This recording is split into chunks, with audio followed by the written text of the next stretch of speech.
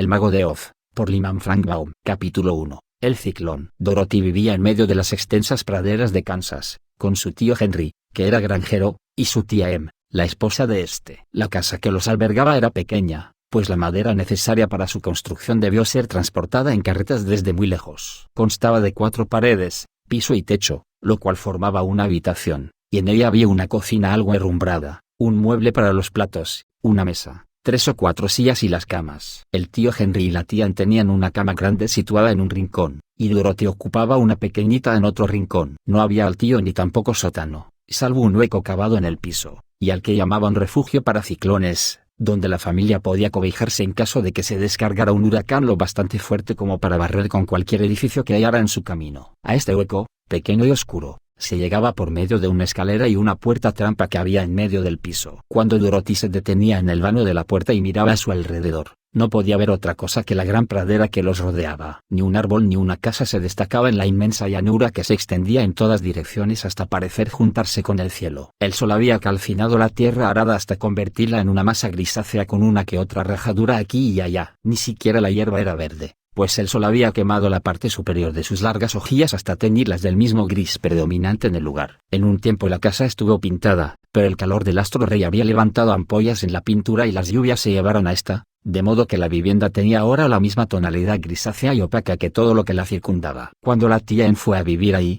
era una mujer joven y bonita, pero el sol y los vientos también la habían cambiado, robando el brillo de sus ojos, que quedaron de un gris plomizo, y borrando el rubor de sus labios y mejillas, los que poco a poco fueron adquiriendo la misma tonalidad imperante en el lugar. Ahora era demasiado enjuta y jamás sonreía. Cuando Dorothy quedó huérfana y fue a vivir con ella, la tía Em solía sobresaltarse tanto de sus risas que lanzaba un grito y se llevaba la mano al corazón cada vez que llegaba a sus oídos la voz de la pequeña, y todavía miraba a su sobrina con expresión de extrañeza, preguntándose qué era lo que la hacía reír. Tampoco reía nunca el tío Henry, quien trabajaba desde la mañana hasta la noche e ignoraba lo que era la alegría. Él también tenía una tonalidad grisácea, desde su larga barba hasta sus rústicas botas. Su expresión era solemne y dura. Era Toto el que hacía reír a Dorothy y el que la salvó de tornarse tan opaca como el medio ambiente en que vivía. Toto no era gris, era un perrito negro, de largo pelaje sedoso y negros ojillos que relucían alegres a ambos lados de su cómico hocico. Toto jugaba todo el día y Dorothy le acompañaba en sus juegos y lo quería con todo su corazón. Empero, ese día no estaban jugando. El tío Henry se hallaba sentado en el umbral y miraba al cielo con expresión preocupada, notándolo más gris que de costumbre. De pie a su lado,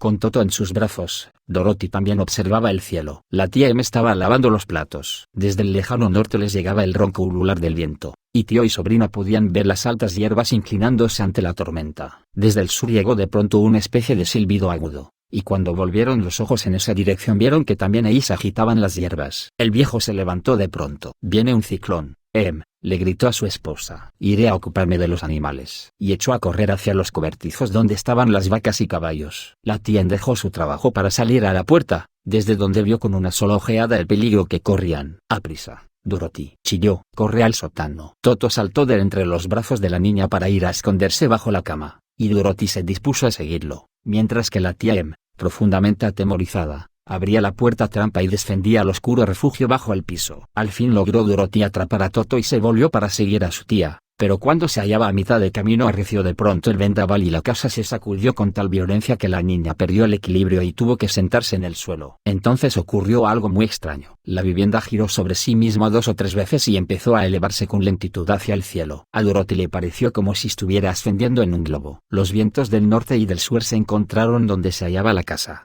formando ahí el centro exacto del ciclón. En el vórtice o centro del ciclón, el aire suele quedar en calma, pero la gran presión del viento sobre los 4 costados de la cabaña la fue elevando cada vez más, y en lo alto permaneció, siendo arrastrada a enorme distancia y con tanta facilidad como si fuera una pluma. Reinaba una oscuridad muy densa y el viento rugía horriblemente en los alrededores, pero Dorothy descubrió que la vivienda se movía con suavidad. Luego de las primeras vueltas vertiginosas, y después de una oportunidad en que la casa se inclinó bastante, tuvo la misma impresión que debe sentir un bebé al ser acunado. A Toto no le gustaba todo aquello y corría de un lado a otro de la habitación, ladrando sin cesar, pero Dorothy quedóse quieta en el piso, aguardando para ver qué iba a suceder. En una oportunidad el perrillo se acercó demasiado a la puerta abierta del sótano y cayó por ella. Al principio pensó la niña que lo había perdido, pero a poco vio una de sus orejas que asomaba por el hueco, y era que la fuerte presión del huracán lo mantenía en el aire. de modo que no podía caer. La niña se arrastró hasta el agujero, atrapó a Toto por la oreja y lo arrastró de nuevo a la habitación después de cerrar la puerta trampa a fin de que no se repitiera el accidente. Poco a poco fueron pasando las horas y Dorothy se repuso gradualmente del susto, pero se sentía muy solitaria, y el viento aullaba a su alrededor con tanta fuerza que la niña estuvo a punto de ensordecer. Al principio habíase preguntado si se haría pedazos cuando la casa volviera a caer,